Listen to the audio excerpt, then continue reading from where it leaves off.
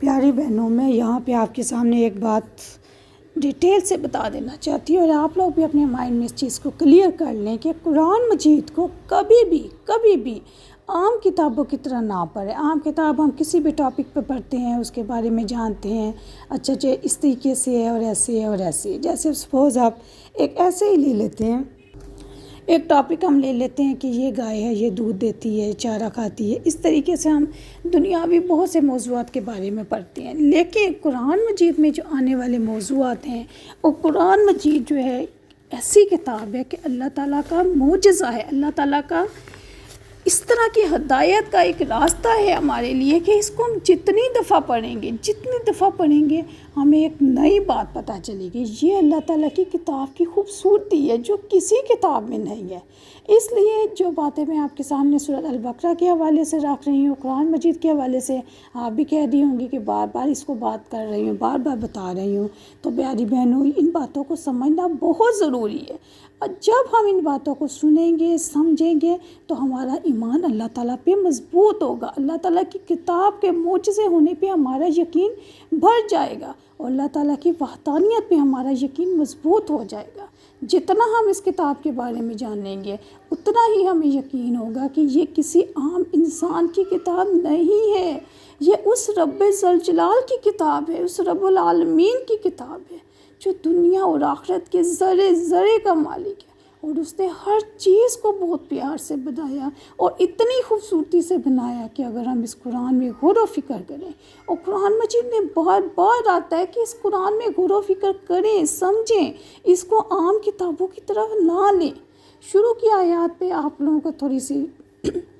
آیات کی تفصیل لمبی لگے گی کہ ایک آیت کو 2 یا 3 دن ڈسکس کیا گیا ہے، لیکن پیاری بہنوں یہ تفسیر تو بہت کم ہے۔ علماء کرام نے تو ایک آیت پر کتابیں لکھ دی ہیں۔ میں کوشش کروں گی کہ آپ کے سامنے بہت مختصر اور جامع مکمل آپ کے سامنے بیان کر سکوں، لیکن کچھ آیات جو ہوتی ہیں وہ وضاحت طلب ہوتی ہیں، ان کی ڈیٹیل میں جب تک ہم نہیں جائیں گے ہم اس کتاب کو پڑھنے کا حق ادا ہی نہیں کر سکیں گے۔ انشاءاللہ کچھ آگے جب ہم چلتے جائیں گے کچھ آیات ایسے بھی آئیں گی جو ہم ایک دن میں 2 یا 3 بھی کور کر لیں گے، لیکن کچھ آیات ہیں ان کو سمجھنا بہت ضروری ہے، تو آپ نے بہت صبر سے حوصلے سے میرے ساتھ رہنا ہے۔ جیسا کہ میں نے آپ کو شروع میں ہی بتا دیا تھا کہ جب آپ نے اس راستے پر قدم رکھ لیا ہے تو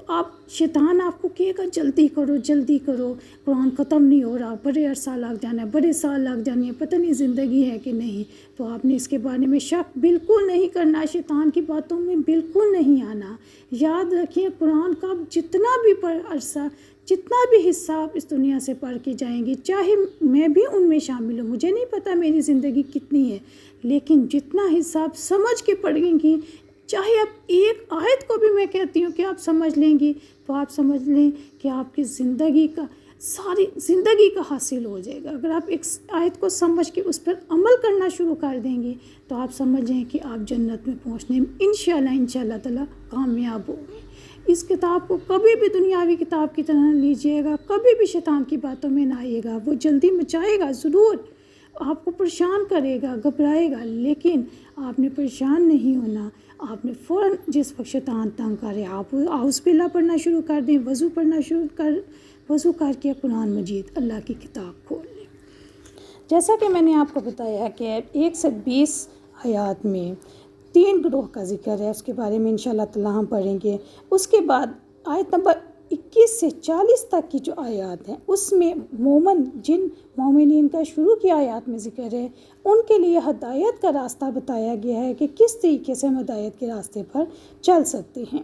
آیت نمبر 41 سے 141 تک کی جو آیات ہیں یہ بنی اسرائیل کے منصب امامت سے معزولی کے احکام کے بارے میں، یعنی ان کو اللہ تعالیٰ نے حضرت موسیٰ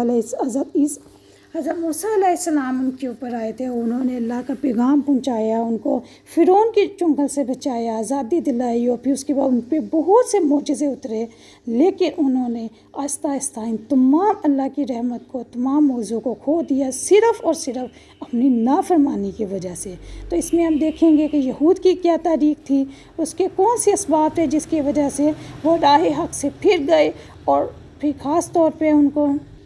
وہ آیات بھی آئیں گی جس میں ان کو آخری شریعت پر یعنی حضرت محمد صلی اللہ علیہ وسلم پر بھی ایمان لانے کی ترغیب دی گئی. ان کی کتابیں میں موجود تھی لیکن انہوں نے اس کو بھلا دیا. آیت نمبر 142 سے 152 تک تبدیلی کی نشانیاں اور حکمتیں بیان کی گئی ہیں، اور 152 سے آخر تک آیت نمبر 283 تک وہ احکامات ہیں جن کے بارے میں حکم دیا گیا کہ تمام کے تمام پورے کے پورے اسلام میں داخل ہو جاؤ اور شریعت محمدیہ کے تمام احکامات پر عمل کرو تاکہ امت وسط بن جاؤ یعنی بہترین امت بن جاؤ. اس سلسلے میں سارے احکامات جو ہیں وہ 283 286 میں بھی موجود ہیں، اور اس کے بعد 283 سے 286 کی جو آیات ہیں احکامات جو ہیں وہ 152 سے 283 تک موجود ہیں، اور 283 سے 286 آخر کی جو 3 آیات ہیں اس کے اندر بتایا گیا ہے کہ آخری امت میں سے جو بھی ان احکامات پر عمل کرے گا ان کو غلبہ اور اقتدار حاصل ہوگا اور پوری دنیا میں وہ عروج حاصل کریں گے. جو آخر کی آیات ہیں ربنا لا تؤاخذنا ان نسینا، اس میں ہم دیکھتے ہیں ایک آیت ربنا تحمل علینا کما حملتہ اسرا کما حملتہ،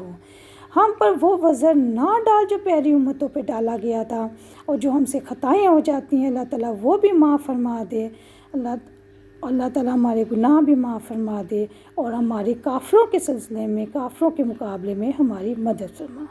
آمین یا رب العالمین. اللہ تعالیٰ ہمیں دین کی صحیح سمجھ عطا فرمائے. السلام علیکم ورحمۃ اللہ وبرکاتہ. سبحانک اللہم و بحمدک اشہد ان لا الہ الا انت استغفرک و اتوب الیک.